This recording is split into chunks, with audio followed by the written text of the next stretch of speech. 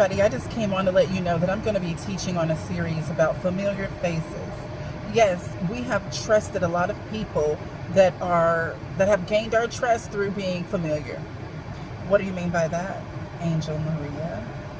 What I mean by that is being in the company, being introduced to someone where we are in communication with them on a daily basis, a weekly basis, a monthly basis, but on some type of consistent basis enough for us to become familiar with them. And because we are familiar with them, we trust them even more. It's not because they've done anything to gain that trust, to earn that trust, or even sometimes to violate that trust, but just because they are around more and more and more. They are communicating more and more and more with us on a consistent basis without mostly a violation.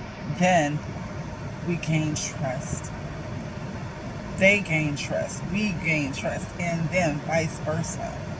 So it becomes who will violate first or never. I want to talk about the part that people violate from becoming a familiar face. You know, you can be in the same household with someone and not know them.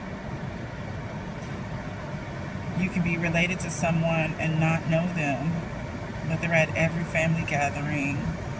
Y'all say hi, you sing, you drink, you eat, you do all these things together, but you really don't know what's in the mind and the heart of a person because you haven't been with them enough to see the highs and the lows.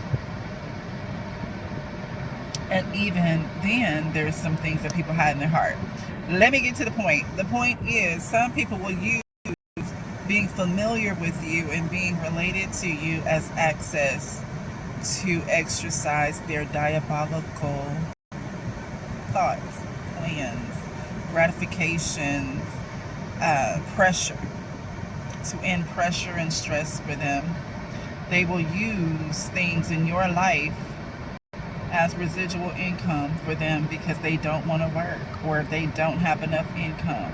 So they will select something in your life that will be beneficial for them, and they will use being a familiar face as trust to gain access to what you have so they can exploit it. I was helping families for the holiday season. I received a phone call, first red flag, anonymous, and wanting assistance for their grandchild. Okay, so she said she thought it was a scam. She didn't believe it was true. Now she's on the phone with me, talking to me at about for 15 minutes. So I'm trying to sum up the conversation and let her know the requirements to qualify. And I say, okay, well, I'm going to go ahead and start the process because she promised to get information and to hear from the parent, yada yada. Those things did not happen.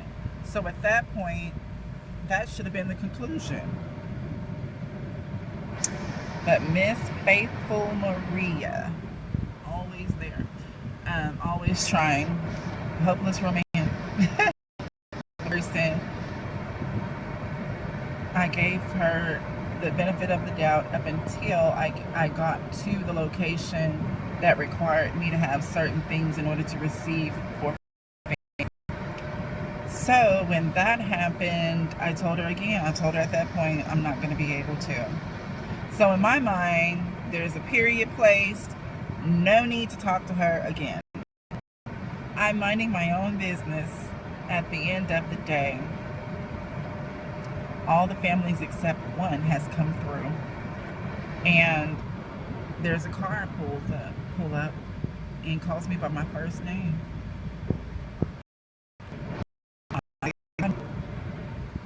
And then she says, know the spirit by the spirit. And I was like, oh, wow. At the end of my day, here we go. Here's